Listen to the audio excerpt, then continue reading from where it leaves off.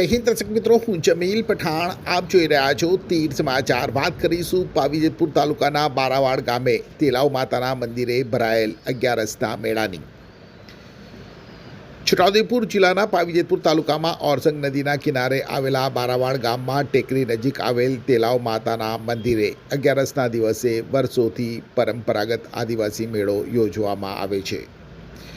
ફાગણ સુદ 11રસનો દિવસ એટલે ઐતિહાસિક વારસો, પૌરાણિક સ્થાપત્ય, ઓરસંગ માતાનો ઐતિહાસિક પટ, ભરપૂર કુદરતી સંપત્તિ, ભરપૂર પ્રાકૃતિક સૌંદર્યનો નયનરમ્ય મનમોહક નજારો ધરાવતી ઐતિહાસિક આદિવાસી સંસ્કૃતિનો સુમેળ સાથે હોળીના તહેવાર પૂર્વે તેલાવ માતાના ખોળામાં પ્રકૃતિની ગોદમાં આદિવાસીઓના નવા ઉમંગ ઉત્સાહ સાથે ભરાતો તેલાવ માતાનો મેળો છે. આ મેળામાં પાવીજેતપુર, છોટાઉદેપુર તેમજ કમાડ તાલુકાના ગામડાઓમાંથી આદિવાસીઓ મોટી સંખ્યામાં ઉમટી પડતા જોવા મળે છે. આ ડુંગરની તળેટીમાં પૌરાણિક કલા સ્થાપત્યના ઉત્તમ નમૂનારૂપ મહાદેવનું મંદિર આવેલું છે. પાંડવકાલીન આ મંદિરની તળેટીમાં અહીં ફાગણ સુદ 11રસે તેલાવ માતાનો મેળો ભરાય છે. લોકમાન્યતા મુજબ મહાદેવના મંદિર સામે આવેલ ખાડાની માટી લગાડવાથી ચામડીના રોગ દૂર થાય છે. આ કારણે અહીં દૂરથી ચામડીના રોગના દર્દીઓ આવે છે અને શરીર ઉપર માટી લગાવી સ્નાન કરે છે. તેલાવ માતાની તળેટીમાંથી નીકળતું પાણી ખૂબ જ પવિત્ર મનાય છે, જેને લઈને લોકો આ પાણીને પોતાની બોટલમાં ભરી મોઢું ધોઈ કપડાં પલાળી ધન્યતા પ્રાપ્ત કરતા નજરે પડ્યા હતા.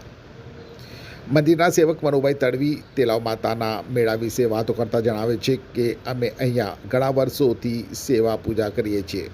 આ મંદિરની માટી અને પાણી લગાવવાથી કોઈપણ પ્રકારના ચામડીના રોગો મટે છે, નિસંતાન જેવી સમસ્યા દૂર થાય છે. ફાગણ સુદ 11રસના દિવસે મેળામાં છોટાઉદેપુર અને આસપાસના ગામડાના લોકો આવતા હોય છે. મંદિરમાં બાપદાદાના સમયથી સેવા કરીએ છીએ અને આ મંદિર ખૂબ પ્રાચીન છે. શું કહ્યું તેમણે, આવો જોઈએ. મારું નામ છે મનુભાઈ માનસિંહભાઈ તડવી. ઘણા વર્ષોથી અમે અહીંયા સેવા પૂજા કરીએ છીએ અને આ મોટામાં મોટું આપણા ધામ છે. આમાં કોઈ પણ ચામડીના રોગો માટે માટી અને પાણી પ્રખ્યાત છે અને ફાગણ સુદ અને 11રસ એટલે ઘણી પબ્લિક માનતા 12 મહિને રાખે, એટલે માનતા સુદ 12 મહિને પાસે આવે. આ ઉદયપુરથી મળીને આજુબાજુના ગામના બધા આવે. એટલે આ પ્રાચીન મંદિર છે. ઓવારો હતો, પગથિયા નાવાનું બધું એની જોડમાં 2 નાના મંદિર હતા. એનું નામ નાની ચીલામાં. ત્યાંથી આપણે સીડી ચડીએ એટલે શિવ શક્તિ અને પાર્વતીનું મંદિર આવે. એનાથી આપણે પહાડ ચડીએ તો પછી તેલાવ માતાનું.